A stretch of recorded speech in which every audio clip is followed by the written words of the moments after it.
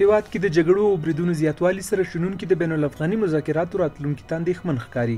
د راپورونو له مخې د بین الافغاني مذاکراتو پیل څخه وروسته په کابل او یو شمېر لویو ښارونو د وسلوالو طالبانو بریدونه سلګونو کسانو ته مرګ ژوبله اړولې او زرګونه نور کسان بېځایه شوي دي. د چارو یو شمېر کارپوهان وایي کابل او د هیواد په یو شمېر لویو ښارونو بریدونه د سولې پروسه او بین الافغاني مذاکرات له جدي خنډ او ځنډ سره مخ کولی شي. دوی وایي د وسلوالو له لوري د امتیاز ترلاسه کولو لپاره د افغانانو وژنه او د ښارونو ورانول د ملت سره ښکاره دښمني ده.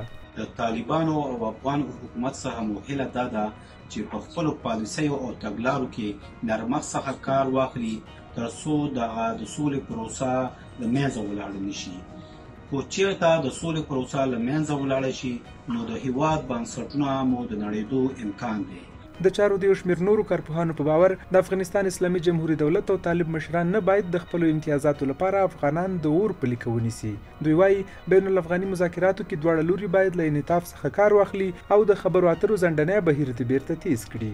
که مختلفین همداسې جګړې ته دوام ورکړي نو معنا دا د هغه باور چې اړین دی د سولې د مذاکراتو لپاره هغه نه ایجادېږي نه رامنځته کېږي نو د سولې مذاکرات د خنډ سره مخ کوي. ځکه په کابل پوهنتون باندې برید یا مثلا په دشت یارچي کې برید یا په نورو ځایونو کې برید یا تلفاتو رامنځته کول بیا د سولې مذاکرات د خنډ سره مخ کوي.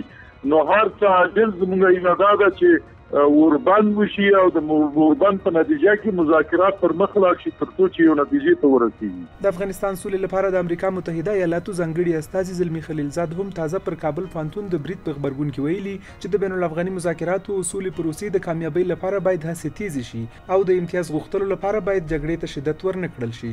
د یادونې ده چې شاوخوا 2 میاشتې مخکې د قطر پلازمینه دوحه کې بین الافغاني مذاکرات پیل شول خو د راپورونو پر بنسټ د سولې خبرو اترو کې پرمختګ نه دی رامنځته شوی او په ټپه ولاړې دي.